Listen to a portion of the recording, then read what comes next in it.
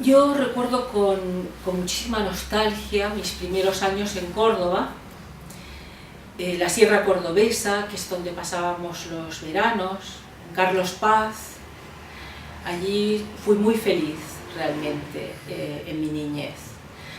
Todo eso, los recuerdos de Córdoba capital. Nosotros vivíamos en la Avenida General Paz, 1232, todavía se conserva la casa. Y realmente fue un golpe muy fuerte porque murió mi padre antes, unas semanas antes, un par de meses antes de que yo cumpliese los 10 años. Para mí, Córdoba, como para todas las personas que nos hemos dedicado después a escribir, yo creo que es mi semillero, ¿no? De ahí arranca todo. También hay algo de Tucumán, porque también pasábamos temporadas en Tucumán, pero evidentemente Córdoba es para mí, no solo porque haya nacido, que también, por supuesto, sino porque pasé los primeros 10 años de mi vida que son tan fundamentales en la formación de las personas y en la de los artistas en particular. Y a mí me costó mucho, al llegar a Barcelona, me costó mucho adaptarme. Tardé 4 años largos en adaptarme, si no tardé más, y fue muy duro, porque algo de eso hay en mi primer libro de poesía, Paseo Présbita, cuando digo cambié de hacienda, porque realmente sí, fue un cambio muy grande, muy precipitado, muy rápido. Mi padre murió en julio de 1965 y nosotros llegamos a Barcelona en noviembre de 1965. Fue un cambio brutal, con un idioma nuevo, aunque en esa época aquí también había otra dictadura, había dictadura. Y aunque ya estaba más suavizado el asunto político y había un poco más de libertad de expresión, no dejaba de ser una dictadura. Entonces era un país muy gris en todos los sentidos. Y muy triste, y nosotros veníamos de la luz, porque en aquella época la Argentina, al menos en mi recuerdo y en el recuerdo de toda mi familia, era un país espléndido, con muchas libertades, con una educación avanzadísima. Entonces yo creo que la muerte de mi padre fue también un desencadenante importante para que yo me dedicara a escribir. Es posible que yo hubiera sido simplemente periodista, soy periodista también de carrera, he ejercido el periodismo durante muchísimos años, pero lo que es ya la poesía y la narrativa, yo creo que me viene, sobre todo la poesía, yo creo que me viene de la pérdida, ¿no? Como he dicho muchas veces, los artistas, sean del tipo que sean, ya sean pintores, ya sean escultores, ya sean escritores, creo que el sentimiento de pérdida, sea objetivo o subjetivo, lo tenemos muy desarrollado, y a partir de ahí pues nacen muchas creaciones. Y en mi caso yo creo que es un caso casi de manual, ¿no? Pierdo a mi padre, llego a un país extranjero, donde no me siento acogida, aunque tengo familia. La familia me acoge, cuidado, pero el entorno, no me siento acogida. Después, poco a poco, pues voy estableciendo redes de complicidades. En realidad las monjas me trataron muy bien. Hubo un par de religiosas que me ayudaron mucho en este camino de la literatura. Y recuerdo perfectamente cómo en un recreo le dije a la hermana Consuelo: yo cuando sea mayor voy a ser escritora y voy a publicar libros. Y la buena señora no dijo nada, lo encontró la mar de natural, en vez de decir, ¿pero qué dices? No, yo creo que eso me ha ayudado también. Y lo curioso es que solo se lo dije a ella, no se lo dije a nadie más. Y luego ya lo olvidé, hasta que luego me he acordado años después, ¿no? Que tenía como una cosa clarividente que tienen los niños, ¿no? Y luego, pues, vas abandonando, por desgracia, esa clarividencia, aunque dicen que los poetas la tenemos un poco más, nos dura un poco más. Y bueno, justamente en ese colegio, en eso sí fui afortunada, porque no era muy corriente en España en esa época que hiciéramos muchas excursiones, ni que fuéramos a hacer herbarios, ni a visitar sitios, y en cambio fuimos a hacer un herbario a Santa Fe del Montseny. Y ese día recuerdo, uno de los días en que fuimos, que de repente tuve una necesidad imperiosa de escribir. Y pedí papel y lápiz, porque en aquella época no llevaba encima, ahora llevo siempre, pero en aquella época no llevaba.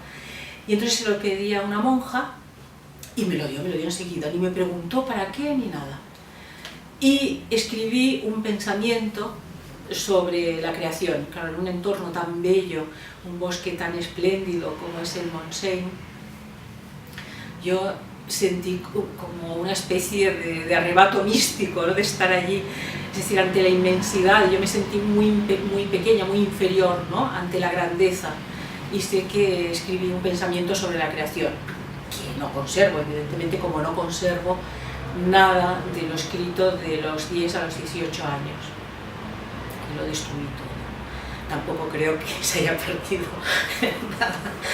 Y así fue como yo, de alguna manera, empecé a escribir hasta hoy.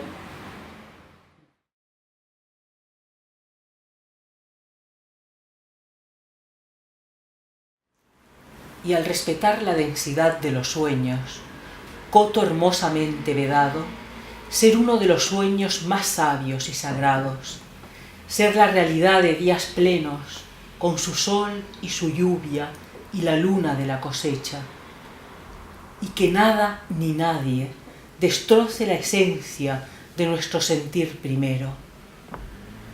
Y cuando hayamos olvidado cuánto nos costó encontrarnos y reconocernos, los inmensos laberintos que nos precedieron hasta que salimos a la luz de la espiral con una rosa chamuscada entre las manos como única prueba de nuestro peregrinaje a través de los subterráneos y sus acechanzas.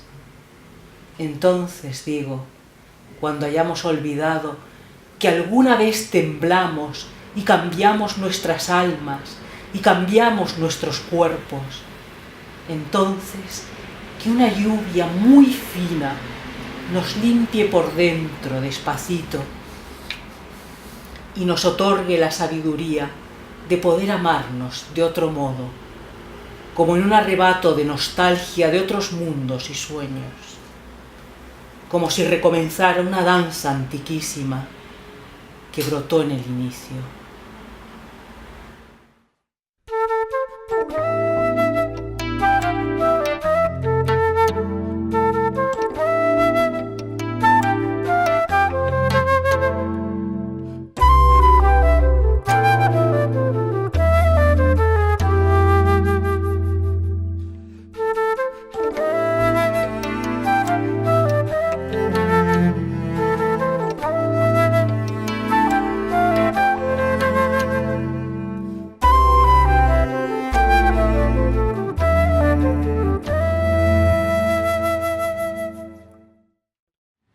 Yo creo que mi poesía, como mi narrativa, los cuentos, se nutren sobre todo del teatro clásico. No en vano, yo tuve un gran interés en estudiar arte dramático y ha sido muy importante el teatro en mi vida. Yo he leído muchísimo teatro, he interpretado poco tiempo, a veces todavía interpreto alguna cosa, pero vamos, he leído muchísimo. Y el teatro clásico griego, especialmente, me ha marcado muchísimo. Yo me recuerdo de niña leyendo El jardín de los cerezos, impresionándome muchísimo, y todo eso, todas esas cosas, Ibsen, Strindberg, tanto como Sófocles o como cualquier otro, como cualquier autor argentino, porque también me recuerdo estudiando de memoria poemas de Leopoldo Lugones. Y después también tuve la suerte que en el Colegio de Córdoba, el 25 de mayo, nos enseñaban a recitar poemas de María Elena Walsh y de otros poetas argentinos.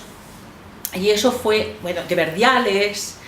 Luego yo también tenía todos los libros de Vigil, que él es uruguayo, pero se leía mucho en la Argentina, los niños lo leíamos mucho. Y realmente también hay esas lecturas. Yo creo que mi poesía no es específicamente, no es que esté nutrida solo de poesía, ¿no? Bueno, claro, la de nadie puede estar nutrida solo de poesía, ¿qué más quisiéramos, no? Está nutrida sobre todo lo que decía Akhmatova de los tachos de la basura, de eso está hecha la poesía, y la mía me temo que también está hecha de los tachos de la basura. Y también hay un aspecto que es el mítico, ¿no? La mitología está muy clara en la construcción de mi pensamiento poético, y la simbología. Para mí es muy importante tanto la mitología como la simbología, incluso diría aspectos también antropológicos, ¿no? Todo me vale, todo me sirve. Y por eso esta cuestión de detritus, que construye, ¿no? Con el detritus vamos construyendo otro mundo. Y esto es lo que sorprende al final, cuando de toda esa amalgama, de todo ese camino, se concibe algo luminoso. Bueno, eso para mí es un milagro, tanto si es mío como si es ajeno, ¿no?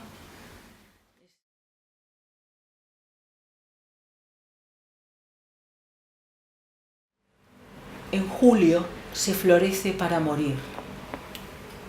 En un hemisferio es invierno, en el otro es verano.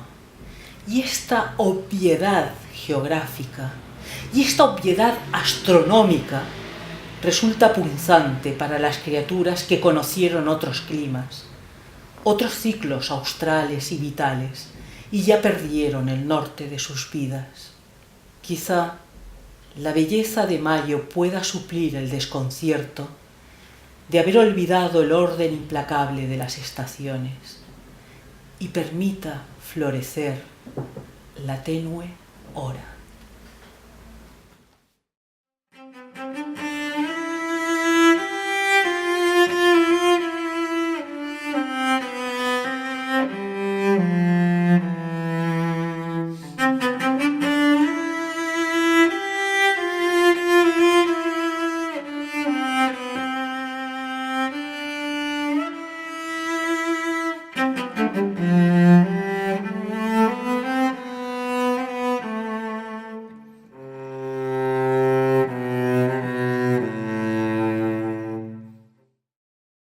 Es evidente que en Barcelona, y más en el Institut del Teatre de Barcelona, entro en contacto con la poesía catalana, sobre todo.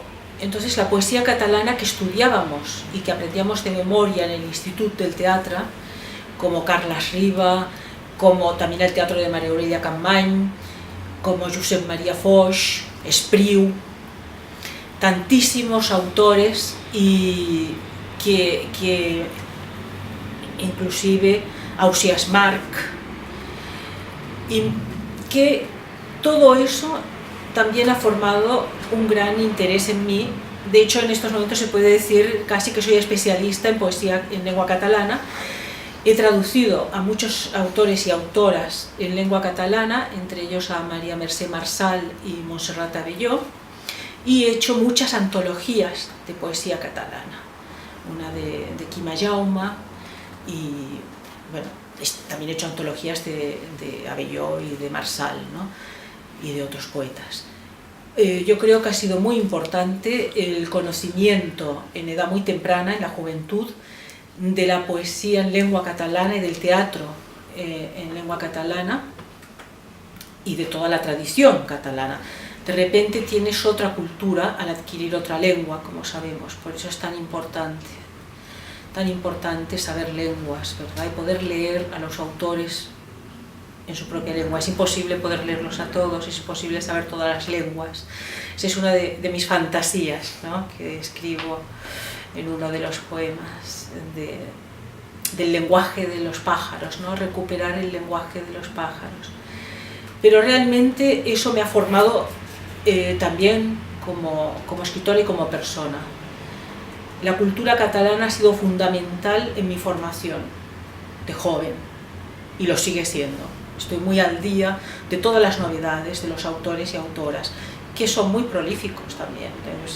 Los cordobeses son muy prolíficos, los argentinos son muy prolíficos, pero los catalanes también, se ha de decir, y de muy buena calidad también.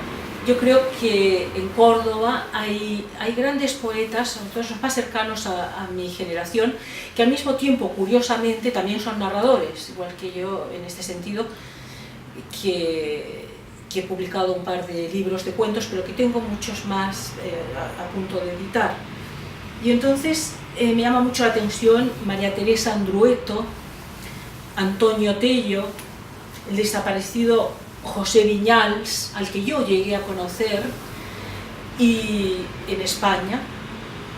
Y claro, es una poética muy diversa, pero muy rica, y que se nutre muchísimo de las cuestiones míticas. Y esto no sé si es un rasgo cordobés, no sé si es un rasgo argentino, no sé si es un rasgo de gente que se ha ido cultivando y que sabe que una poesía ramplona, una poesía sin referentes, no tiene nada que hacer si realmente quiere expresar algo digno de ser tenido en cuenta, ¿no? Entonces, quizás sea un rasgo cordobés, pero quizás sea un rasgo que se puede, por ejemplo, en Antonio Tello está tanto esta cuestión mítica en su narrativa como en su poesía. Y yo creo que eso le da una grandeza y una profundidad que tienen pocos escritores. En el caso de Teresa Andrueto sería un poco lo mismo, en el caso de José Viñals también. En el mío me abstengo de opinar, como comprenderéis, porque no soy yo quien tiene que decir, que tiene que valorar esto ahora, ¿no?